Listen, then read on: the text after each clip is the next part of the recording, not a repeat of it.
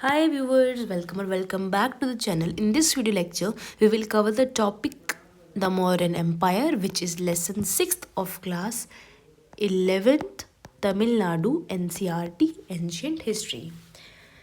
ये chapter start होता है एक बेसिक नॉलेज के साथ में कि इस टाइम में हिस्ट्री राइटिंग बहुत ज़ोरों शोरों से बढ़ने लगी।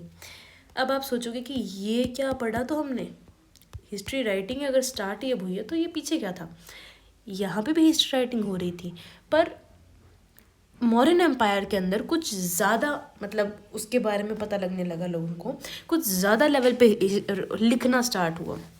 बहुत सारे इंडिजिनस एंड फॉरनर्स आए, उनसे हमें डेटा मिलता है। एपिग्राफिकल रिकॉर्ड्स हमारे पास में है, जैसे कि इंस्क्रिप्शन ऑन हार्ड सर्फेसिस, जैसे कि आगे हम पढ़ेंगे एडिक्ट्स के बारे में कि दीवारों पे इनग्रेविंग करवा के कुछ ना कुछ लिखा गया है, या बहुत सारे आर्ट से आर्किटेक्चर से अलग अलग तरीक़ों से। इनके सोर्सेज के बारे में अगर हम पढ़ें तो सबसे पहला and the biggest source is कौटिल्याज अर्थशास्त्र। कौटिल्य, जिनको चाणक्य भी बोला जाता है, ये बहुत बड़े मतलब एक तरीके से क्या कहते थे उनको, डिप्लोमेटिक थे या फिर बहुत हर चीज़ में पूर्ण थे ये, और इन्होंने चंद्रगुप्त के साथ में काम किया। आगे हम इसके बारे में पढ़ेंगे। कौटिल्याज अर्थशास्त्र जो है वो, ये याद रखने वाली पॉइंट्स हैं, वो संस्कृत लैंग्वेज में लिखा गया है। कौटिल्य को इंडियन मिचीवली भी बोला जाता है। Manuscript was found by R Shastri 1904। ठीक है, आर शास्त्री जी ने जो इसकी कौटिल्य की मैन्युस्क्रिप्ट है उसको फाउंड किया था 1904 में। अर्थशास्त्र के अंदर क्या क्या आता है, 15 बुक्स हैं जिसके 180 चैप्टर्स हैं टोटल मिला के। इसको 3 पार्ट में डिवाइड किया गया है कौटिल्याज अर्थशास्त्र को। फर्स्ट पार्ट में वो king council and government departments के बारे में बात करते हैं। सेकंड, उसके अंदर सिविल एंड क्रिमिनल लॉज के बारे में बात करते हैं। थर्ड के अंदर डिप्लोमेसी एंड वॉर के बारे में बात करी जाती है। ठीक है, तो ये है कौटिल्याज अर्थशास्त्र का एक बड़ा सा ब्रीफ। वापस करते हैं, संस्कृत लैंग्वेज में लिखा गया है। संस्कृत लैंग्वेज में लिखा गया है। कौटिल्य को इंडियन मिचीवली भी बोला जाता है। मैन्युस्क्रिप्ट जो थी इसकी वो अर्थशास्त्री जी ने 1904 में ढूंढी थी। अर्थशास्त्र में 15 किताबें, जिसके अंदर 180 चैप्टर्स हैं। 3 जो पार्ट हैं उनमें फर्स्ट पार्ट है जो king and council government departments के बारे में बात करता है। सेकेंड जो है वो सिविल एंड क्रिमिनल लॉ के बारे में बात करता है, एंड जो थर्ड है वो डिप्लोमेसी एंड वॉर के बारे में बात करता है। उसके बाद में दूसरा सोर्स हमारा है मुद्र रक्षस, जो कि थी विशाखा दत्ता के लिखा हुआ एक ड्रामा। ये ड्रामा भी संस्कृत लैंग्वेज में था। इस ड्रामा में बताया गया है कि किस प्रकार जो चंद्रगुप्त मौर्य जो थे उन्होंने नंदा डायनेस्टी को ओवरथ्रो किया। ये ध्यान रखने वाली बात है कि ये जो ड्रामा है ये गुप्ता पीरियड के टाइम में लिखा गया था।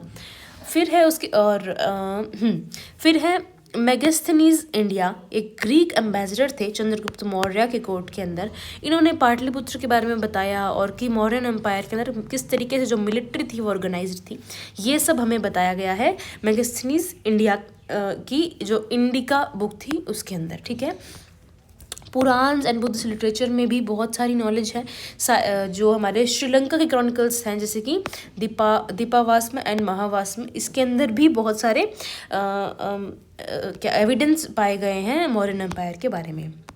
आर्कियोलॉजिकल सोर्सेज की अगर हम बात करें, जिनको सबसे पहले डिसाइफर किया था जेम्स फ्रिंसिप ने 1835 के अंदर, इसके अंदर बहुत सारे एडिक्ट्स हमने फाउंड किए, जैसे 14 रॉक एडिक्ट्स हैं, जिसके अंदर कुछ माइनर रॉक एडिक्ट्स भी हैं, कुछ माइनर पिलर एडिक्ट्स भी हैं। जैसे कि 13th रॉक एडिक्ट जो है वो कलिंगा वॉर पे बनाया गया है। 7th जो है एफर्ट्स टू प्रमोट धम्मा, यानी धर्म को प्रमोट करने का जो एक पर्टिकुलर टॉपिक रहा है मौर्यन एम्पायर के अंदर, उसके बारे में बताया गया है 7th रॉक एडिक्ट के अंदर। इनकी लैंग्वेज क्या है, पाली एंड प्राकृत। ठीक है, ब्राह्मी स्क्रिप्ट जो थी वो राइटिंग के लिए यूज़ की जाती थी। नॉर्थ वेस्टर्न इंडिया के अंदर जो अशोकन इंस्क्रिप्शन है वो कारोशती स्क्रिप्ट के अंदर है। ये हमने लास्ट चैप्टर में कहाँ पढ़ी, कौन सी लैंग्वेज है ये, कहाँ से ये लैंग्वेज आई? ये लैंग्वेज आई है हमारी, ये देखो, इफेक्ट ऑफ पर्शियन इन्वेजन के अंदर कारोशती जो स्क्रिप्ट थी वो इंडो इरानियन लोगों ने उसको वायरल किया, मतलब उसको इन्वेंट किया, या फिर कह सकते हैं कि उसके बाद में ये स्क्रिप्ट जो थी वो स्टार्ट हुई। ठीक है, तो अशोक की जो अशोकन इंस्क्रिप्शन जो है नॉर्थ वेस्टर्न इंडिया के अंदर वो कारोशती स्क्रिप्ट के अंदर लिखी गई हैं। बाकी पाली, प्राकृत एंड ब्राह्मी स्क्रिप्ट के अंदर लिखी गई हैं। एडिक्ट्स के अंदर पाली एंड प्राकृत लैंग्वेज यूज़ की गई और राइटिंग के लिए ब्राह्मी स्क्रिप्ट को यूज़ किया गया। फिर है चंद्रगुप्त मौर्य जी के बारे में। चंद्रगुप्त मौर्य जो थे वो मौर्यन एम्पायर के फाउंडर थे। एट द एज ऑफ 25 ही कैप्चर्ड पाटलिपुत्र। धनानंद से इन्होंने पाटलिपुत्र को ले लिया। देखो, लिंक बना के पढ़ना बहुत ज़रूरी है, मुझे ऐसा लगता है स्पेशली। यहाँ पे हम देख सकते हैं कि उदयन ने जो हमारा कैपिटल था, मगध की बात चल रही है ना, मगध के बाद मौर्यन एम्पायर आया। मगध की कैपिटल थी राजगृह। उदयन ने कैपिटल को शिफ्ट कर दिया पाटलिपुत्र में, यानी कि अब कैपिटल क्या है, पाटलिपुत्र। Shishunaga dynasty, Pataliputra capital. ठीक है, Nanda dynasty, Pataliputra capital. Last ruler था धनानंद। ठीक है, तो धनानंद जो थे, जो कि रूल कर रहे थे पाटलिपुत्र को, उनको धनानंद से पाटलिपुत्र को कैप्चर कर लिया और अब पाटलिपुत्र जो है वो मौर्यन एम्पायर के अंदर आ गया है, असिस्टेड बाय कौटिल्या। अब मौर्यन एम्पायर को खड़ा करने के पीछे जितना हाथ चंद्रगुप्त मौर्य जी का है उतना ही या उसके बराबर ही हाथ जो है, ज़्यादा ही, कौटिल्या का है। कौटिल्या को हम चाणक्य या विष्णुगुप्त नाम से भी जानते हैं। गंगा, इंदस, नर्मदा, ये क्या है? सबसे पहले गंगा रीजन में चंद्रगुप्त मौर्य का जो एम्पायर था, धीरे धीरे इन्होंने इंदस एरिया को भी कैप्चर कर लिया, उसके बाद में नर्मदा रीजन को भी कैप्चर कर लिया। यानी कि एक बेसिक सेंस में अगर अखंड हिंदुस्तान की अगर हम बात करें, ये मैप मैं से बड़ा बड़ा बना रही हूँ, गंगा रीजन में था हमारा सबसे पहले, फिर इंदस को भी कर लिया कैप्चर, फिर नर्मदा रीजन को भी। यानी कि ये जो पूरा सेंट्रल इंडिया है, सेंट्रल से भी ज़्यादा ही हो गया, ये सारा किसके अंडर था? ये सारा का सारा अंडर था हमारा चंद्रगुप्त मौर्य जी के under. Just a second.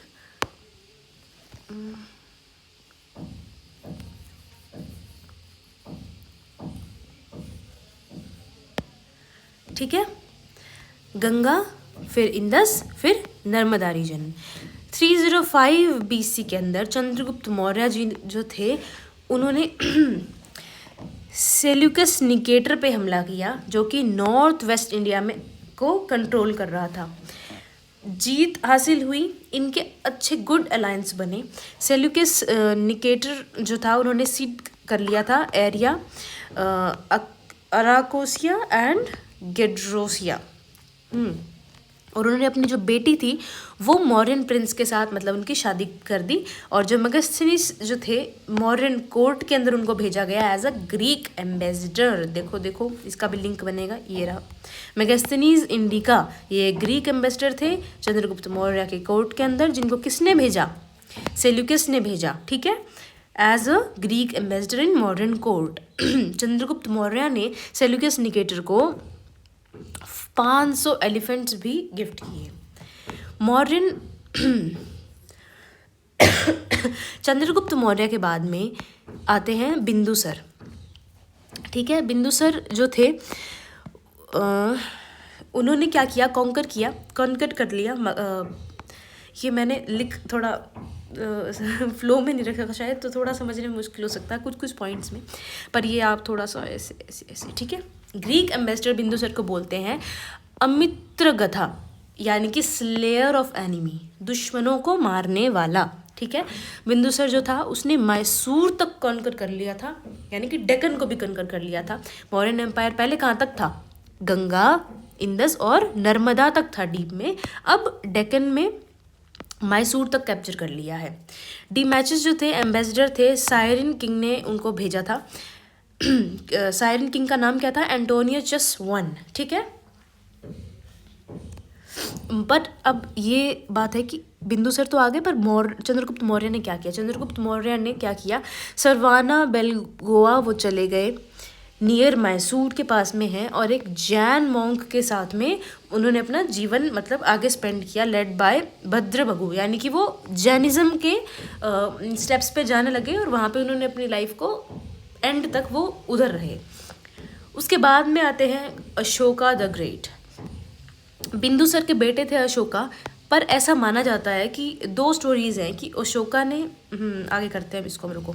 Ashoka जो थे वो उज्जैन के गवर्नर थे बिंदुसर के टाइम में। जब बिंदुसर राजा थे तब अशोका जो थे वो उज्जैन के गवर्नर थे। 4 year interval between Ashoka's accession to throne and actual coronation. Coronation का मतलब होता है कि जब उनकी गद्दी पे स्थापना उनकी की गई, मतलब उनको किंगडम उनके हाथ में दिया गया। अशोकाज एक्सेशन मतलब कि बिंदुसर की डेथ के बाद में, और एक्चुअल जब अशोका गद्दी पर बैठे उसके बीच में 4 साल का इंटरवल था।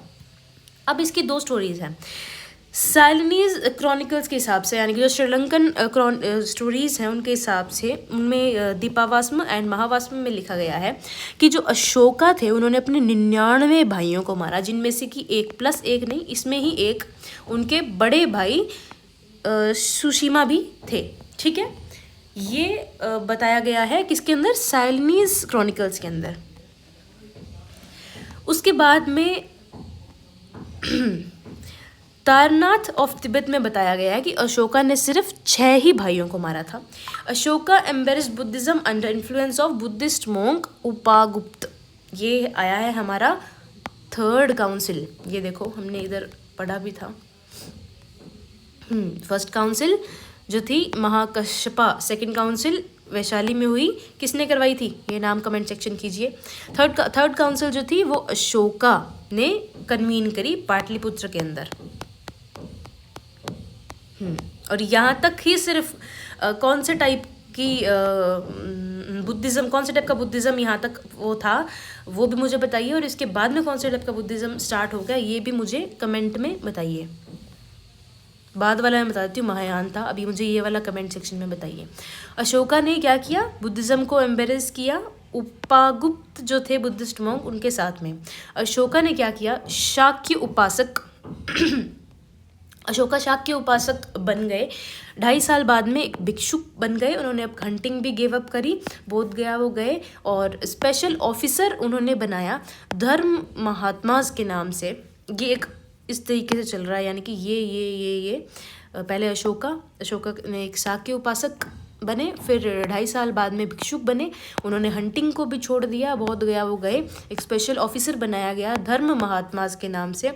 लुम्बिनी गार्डन कपिला वस्तु भी वो गए। लुम्बिनी गार्डन क्या है, बर्थ प्लेस है किसका, बुद्धिस्ट मॉन्क का, यानी कि महात्मा बुद्ध का। सारनाथ गए वो, सरवस्ती गए, कुशीनगर गए, और उन्होंने मिशंस भेजे श्रीलंका में अपने under his son and daughter. बेटे का नाम था महेंद्र और बेटी का नाम था संगामित्र। और इन दोनों ने क्या किया, श्रीलंका में जाकर जो एक्चुअल बोधि ट्री था उसका रूट जो था उधर श्रीलंका में उगाया। ठीक है, अशोका जो थे उन्होंने 3rd बुद्धिस्ट काउंसिल को कन्वीन किया, मतलब उन्होंने बुद्धिज़्म को काफ़ी अच्छा खासा पेट्रोनाइज किया। अशोका की डेथ के बाद में क्या हुआ, जो एम्पायर था मौर्यन वो 2 हिस्सों में बट गया, वेस्टर्न एंड ईस्टर्न। वेस्टर्न जो था उसको संभाला कुनाला ने, उनके बेटे ने, और जो ईस्टर्न था वो उनके पोते ने, जो जिसका नाम था दशरथ था। ठीक है, पर एंड कैसे हुआ मौर्यन एम्पायर का, बैक्ट्रियन इन्वेजन से और पार्शियन इन्वेजन हम आगे पढ़ेंगे। उसके बाद में ये जो एम्पायर था वो कोलैप्स हो गया। वेस्टर्न की बात हो रही। ईस्टर्न ने क्या किया, समृति बृहद्रथ, ये जो दशरथ के बाद में संप्रति आए, उसके बाद में बिहद्रथ आए, जिनको एसेसिनेट कर दिया पुष्यमित्र शुंग ने। अब यहाँ पे क्या समझ पा रहे हैं हम कि मौर्यन के बाद में कौन सी डायनेस्टी आई, शुंग डायनेस्टी। मौर्यन एम्पायर के बारे में अब कुछ डिटेल्स पढ़ते हैं कि इनकी ये इसमें बहुत सारी डिटेल्स हैं। बिकॉज क्या है कि इसके अंदर क्या था, हमारे महान कौटिल्य जी थे जिनके अर्थशास्त्र में बहुत चीज़ें बताई गई हैं। जैसा हमने पढ़ा किंग के बारे में, सिविल एंड क्रिमिनल लॉ के बारे में, डिप्लोमेसी वॉर के बारे में, तो इसमें फुल सारे मिनिस्टर्स थे जो कि अब हम पढ़ने जा रहे हैं, इसको याद करना बहुत ही ज़्यादा इंपॉर्टेंट है, बहुत कीवर्ड्स हैं इसके अंदर। मौर्यन एम्पायर की जो आर्मी थी उसको रूल करता था सेनापति, इनको सैलरी कैश में दी जाती थी। रिटेल एंड होलसेल का जो चीज़ें थी वो कौन कौन संभालता था?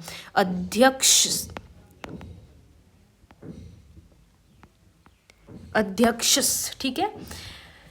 मंत्रिपरिषद था एक, जिसके अंदर पुरोहित था, महामंत्री था, सेनापति था, युवराज था और एक सिविल सर्वेंट भी था जिसका नाम था अमात्य। सिविल सर्वेंट का नाम क्या था? अमात्य। ये क्वेश्चन डायरेक्टली आ सकता है। मंत्रिपरिषद के अंदर क्या क्या इंक्लूडेड थे? पुरोहित थे, महामंत्री जी थे, सेनापति थे, युवराज थे और एक सिविल सर्वेंट भी था। फिर है धम्मा महामंत्राज। धम्मा मतलब धर्म, ठीक है। इसको सुपरवाइज किया यानी स्प्रेड ऑफ धर्म के लिए एक धर्म महामंत्रा बनाया गया। समहर्ता क्या था? Chief revenue department, tax collection कौन करता था? समहर्ता करता था। जुडिशियल एंड सिविल कोर्ट्स भी थे। सुप्रीम कोर्ट का जो हेड था वो था धर्मथिकरण, ठीक है। सबऑर्डिनेट कोर्ट्स का जो हेड था वो अमात्य थे। अमात्य हमने पढ़ा, सिविल सर्वेंट का नाम था अमात्य। सेंसस भी की जाती थी। ये देखो कितनी अलग नई चीज़ है। मौर्यन एम्पायर के अंदर सेंसस भी हुआ करती थी। क्या क्या चीज़ें? कास्ट, किस कास्ट के लोग हैं, कौन माइग्रेशन, इन आउट माइग्रेशन, क्या क्या ऑक्यूपेशन काम करते हैं, एनिमल्स कैसे कैसे हैं, इन सब की डिटेल जो थी वो इस सेंसस में रिकॉर्ड की जाती थी। और जो डेटा कलेक्शन है वो चेक किए जाते थे स्पाइज के द्वारा, SPIES, स्पाइज के द्वारा वो चेक की जाती थी डेटा कलेक्शन। या किसकी डेटा कलेक्शन? सेंसस की डेटा कलेक्शन। मौर्यन एम्पायर के अंदर 4 प्रोविंसेस थे, तक्षशिला, उज्जैन, जिसके गवर्नर कौन थे? अभी हमने बताया, उनके बेटे अशोका, गवर्नर ऑफ उज्जैन। किसके टाइम पे? बिंदुसर के टाइम पे, यानी अपने पिताजी के टाइम पे वो गवर्नर थे। Takshashila, Ujjain, Suvarnagiri and Kalinga. District administration जो था वो किसके अंडर था? यानी डीसी कौन था? राजूकाज, असिस्टेड बाय युक्ताज। राजूकाज के अंदर एक डीसी जो था वो था राजूकाज। राजूकाज के अंडर युक्ता काम करते थे। विलेज एडमिनिस्ट्रेशन जो थी वो हैंडल करता था गोपा। अशोका से पहले जो मॉन्यूमेंट्स हैं वो वुड के बनाए जाते थे, तो वो काफ़ी मतलब पेरिशेबल नेचर होता है वुड का, तो वो ख़राब हो गए हैं, तो उनकी ज़्यादा एविडेंस है नहीं। अशोका के बाद में थोड़े स्टोन का यूज़ स्टार्ट होने लगा, पर उनमें भी बचा हुआ सिर्फ एक ही है, वो है Sanchi stupa. Sarnath pillar, state emblem, कुछ समझ आ रहा है? जो लॉयन एम्बलम है, 4 साइड लॉयन जो हमारे वो एम्बलम है, नेशनल एम्बलम, वो अशोका के टाइम पे बनाया गया है। उसका नाम क्या है एक्चुअली? उसका नाम है सारनाथ पिलर। सांची स्तूपा जो है, इसकी लोकेशन बताइए कहाँ बनाया गया है? वैसे नाम में ही है। ओरिजिनली ब्रिक्स से बनाया गया था, बाद में उसको रेनोवेट कर दिया गया आगे राजा के टाइम में, वो हम नेक्स्ट चैप्टर में रीड करेंगे। So this was it with this video. I hope you like the session. एक बार इसको रिकॉल कर लेते हैं थोड़ा सा, मुझे ऐसा लगता है मॉडर्न एम्पायर जो था उसके अंदर बहुत सारे सोर्सेज हैं हमारे पास में चीज़ों को समझने के। कौटिल्याज अर्थशास्त्र है जो कि संस्कृत लैंग्वेज में लिखा गया है। कौटिल्य को इंडियन मिशीवली भी बोला जाता है। मैन्यूस्क्रिप्ट जो थी वो आर शास्त्री जी ने 1904 में फाइंड की। अर्थशास्त्र में 15 किताबें और 180 चैप्टर्स हैं, 3 पार्ट हैं, king and council, civil criminal law and diplomacy and war के बारे में। मुद्र राक्षस जो थे विशाखा दत्ता का जो एक नाटक था, ड्रामा था, जो कि चंद्रगुप्त मौर्य ने कैसे नंदा डायनेस्टी को ओवरथ्रो किया उसके बारे में बताया गया है और ये गुप्ता पीरियड में लिखी गई है। मेगास्थनीज इंडिका, मेगास्थनीज की जो बुक है इंडिका, उसमें भी कुछ कुछ एविडेंस दिए गए हैं पाटलिपुत्र के बारे में और किस तरीके से मौर्यन एम्पायर में मिलिट्री ऑर्गेनाइजेशन थी। और मेगास्थनीज जो थे वो चंद्रगुप्त मौर्य के कोर्ट में ग्रीक एम्बेसडर थे, जो किसने भेजे थे? सेल्यूकस ने भेजे थे, ठीक है। पुराण, बुद्धिस्ट लिटरेचर, साइलोनीज क्रॉनिकल्स, देवावास्म एंड महावास्म में भी लिखा गया है मॉडर्न एम्पायर के बारे में। आर्कियोलॉजिकल सोर्सेज जो है जेम्स प्रिंसिप ने सबसे पहले डिसाइफर किए थे। इसके अंदर हमारे 14 रॉक मेजर एडिक्ट्स हैं, कुछ माइनर रॉक एडिक्ट्स भी हैं, कुछ माइनर पिलर एडिक्ट्स भी हैं। मेजर तो याद रखने वाले 2 हैं, वो हैं 13th rock edict and 7th rock edict. जो 13th है वो कलिंगा वॉर के बारे में है और जो 7th है वो धर्म को प्रमोट करने के बारे में है। और जो स्क्रिप्ट यूज़ की गई है एडिक्ट्स की लैंग्वेज वो है पाली एंड प्राकृत, और राइटिंग के लिए जो यूज़ की गई है वो ब्राह्मी स्क्रिप्ट, और अशोकन इंस्क्रिप्शन में कारोशती स्क्रिप्ट का यूज़ किया गया है जो कि ग्रीक लैंग्वेज है, इंडो ग्रीक लैंग्वेज है, जो हमने नेक्स्ट प्रीवियस उसमें पढ़ी है, चैप्टर में। चंद्रगुप्त मौर्य जो थे वो फाउंडर है मौर्यन एम्पायर के। एट द एज ऑफ 25 उन्होंने पाटलिपुत्र को कैप्चर करा, धनानंद को हराकर। असिस्ट किया इसको कौटिल्य ने, चाणक्य एंड विष्णुगुप्त भी उनका नाम था। Ganga, Indus and Narmada region conquer कर लिया चंद्रगुप्त मौर्य जी ने अकेले। और सेल्यूकस निकेटस से भी उनके अच्छे अलायंसेस बने। उनकी शादी हुई एक मॉडर्न प्रिंस से, और मेगास्थनीस को मौर्यन कोर्ट में एज अ ग्रीक एम्बेसडर भेजा गया सेल्यूकस निकेटर के द्वारा। चंद्रगुप्त मौर्य ने 500 एलिफेंट्स गिफ्ट किए सेल्यूकस को। चंद्रगुप्त मौर्य के बाद आए उनके बेटे बिंदुसर के जो बेटे थे वो थे अशोका, उन्होंने रूल किया। अशोका के बाद जो भी आए राजा वो बहुत वीक थे, तो उनके बारे में ज़्यादा नॉलेज है नहीं हमें इस बुक के अकॉर्डिंग। चंद्रगुप्त मौर्य जो थे उन्होंने क्या किया, सरवाना बेलगोला गए, वो मैसूर के पास में एक जगह है, जैन मॉन्क के साथ में, जो कि बहद्रबघु यानी कि कौन से वाले, दिगंबर की श्वेतांबर इन्होंने इनको फॉलो किया। ठीक है। बिंदुसर जो थे उनको एक ग्रीक्स ने बोला एक अमृत गाथा कह सकते हो इसको, मे बी इसका मतलब होता है स्लेयर ऑफ एनिमी, यानी कि दुश्मनों को मारने वाला। कॉन्करर्स इन्होंने मैसूर तक इसको जो मौर्यन एम्पायर था उसको इस्टेब्लिश कर लिया। डीमैचस जो थे एम्बेसडर थे सायरियन किंग जो था एंटोनियो I, उन्होंने एक एम्बेसडर भेजा, इसका नाम था डीमैचस। ठीक है। उसके बाद अशोका द ग्रेट जो थे वो गवर्नर थे उज्जैन के, किसके टाइम में, बिंदुसरा के टाइम के अंदर। और जो अशोका जो ग्रेट थे माना जाता है कि उन्होंने अपने 99 भाइयों को मारा, जिसमें एक उनका भाई शिशुमा भी था। और कई जगह माना जाता है कि अशोका ने सिर्फ 6 भाइयों को मारा। अशोका ने एम्बेरेज किया बुद्धिज्म को। उन्होंने क्या किया, शाक्य उपासक बने, वो भिक्षुक बने 2.5 साल बाद में। उन्होंने हंटिंग छोड़ दी, बहुत गया वो गए, स्पेशल ऑफिसर एस्टैब्लिश किए, धर्म महामात्रा यानी पेट्रोनाइज करना स्टार्ट किया। वो लुम्बिनी गार्डन गए, सारनाथ गए, सरवस्ती गए, कुशीनगर गए। लुम्बिनी गार्डन में बुद्धा का जन्म हुआ था, कुशीनगर में बुद्धा की डेथ हुई थी। और उन्होंने मिशन भेजे श्रीलंका में, अपने मिशंस भेजे अपने बेटे और बेटी के अंडर। बेटे का नाम था महेंद्र, बेटी का नाम था संघमित्रा। उन्होंने बोधि ट्री की जो रूट थी, यानी बोधि ट्री को जाके उन्होंने श्रीलंका, ओरिजिनल बोधि ट्री को उन्होंने श्रीलंका, उसका हिस्सा श्रीलंका में उगाया। अशोका जो थी उन्होंने 3rd बुद्धिस्ट काउंसिल को भी कन्वीन किया। कहाँ पे किया, पाटलिपुत्र में किया।